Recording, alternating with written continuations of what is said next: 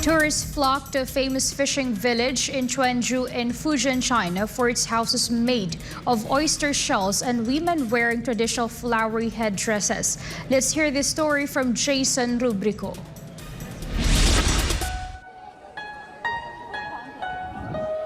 A famous fishing village in Quanzhou in Fujian, China receives a lot of tourists every day. Xunpu Village is popular for its unique practices and architecture. First, the village is known for its colorfully dressed women with flowery headwear, traditional Chinese garments, and wooden sabots. Chinese girls is chasing for beauty, and this garden in their hair is a symbol of beauty. So they like the lifestyle, or they like the garden in their hair. Since Quanzhou is one of the important port cities on the maritime Silk Road, the flowers worn by Xunpu women originally came from Arabic countries. In 2008, the said practice of women was recognized as a national intangible cultural heritage in China.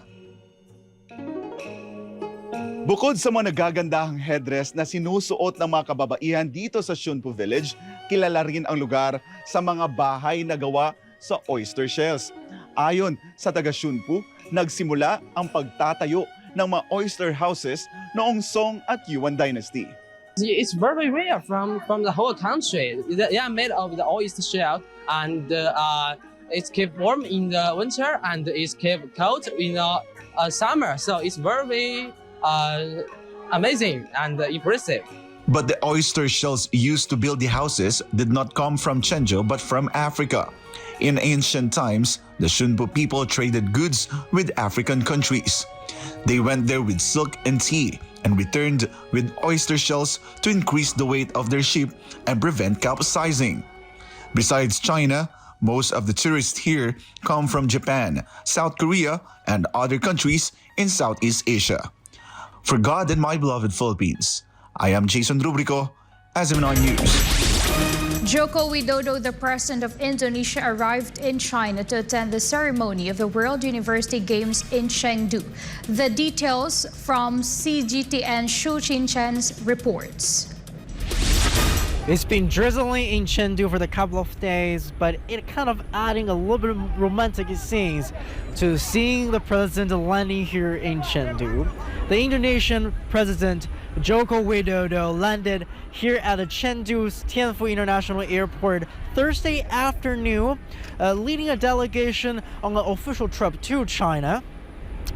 During his trip, President Joko will meet with his Chinese counterpart, President Xi Jinping, as well as to attend the opening ceremony for the World University Games here in the city of Chengdu. And the president was welcomed by performances on the tarmac, as well as greeted by Huang Qiang, Sichuan's provincial governor. This year also marks the 10th anniversary for a comprehensive strategic partnership between China and Indonesia. Joko has voiced support for the Belt and Road Initiative and for the concept of building a community of shared future of China and Indonesia. China is Indonesia's largest trading partner and the largest importer of Indonesian goods. Ties between the two countries are also expected to strengthen further under the Regional Comprehensive Economic Partnership Trade Agreement. Joko is also expected to meet several Chinese business executives. Before his trip to China, the Indonesian president also met with the chief executive of China's Hong Kong Special Administrative Region in Jakarta. The two pledged efforts to reduce trade barriers. Meanwhile, the Jakarta-Bandung high-speed railway is also expected to inaugurate later this year a key development project showcasing the two countries' partnership. Xu Xinchen, CGTN, Chengdu. Meanwhile, Russia's defense minister is currently in North Korea at the invitation of its leader, Kim Jong-un. Sherry Hayes reports. According to North Korea's state broadcaster, Kim Jong-un showed off his country's latest missiles to Russian Defense Minister Sergei Shoigu. The weapons shown off by Kim included the Hwasong Intercontinental Ballistic Missile or ICBM, which is believed to be North Korea's first ICBM to use solid propellant. North Korea invited the Russian delegation led by Shoigu as well as Chinese officials. KCNA news agency said Kim and Shoigu had a friendly talk and discussed matters of mutual concern in the fields of national defense and on the international security environment. Shoigu also presented Kim with a so-called warm letter from Russian President Vladimir Putin during their meeting in Pyongyang. Shoigu also held talks with his North Korean counterpart, General Kang Sung-nam, and said that the cooperation between the two countries has been strengthening in the post-war period.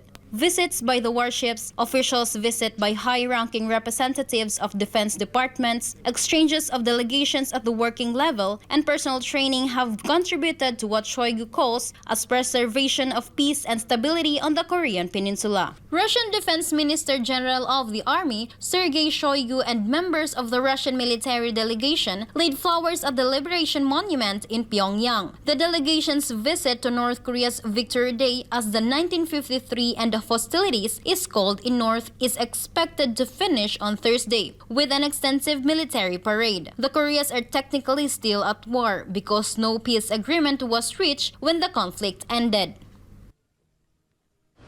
The Russian officials' rare visit to North Korea coincided with a trip by a Chinese delegation led by senior diplomat Lee Hong-sung, who also traveled to North Korea for high-level contacts. Seoul, Isabugo, Sherry Hayes, Imnida, SMNI News, South Korea.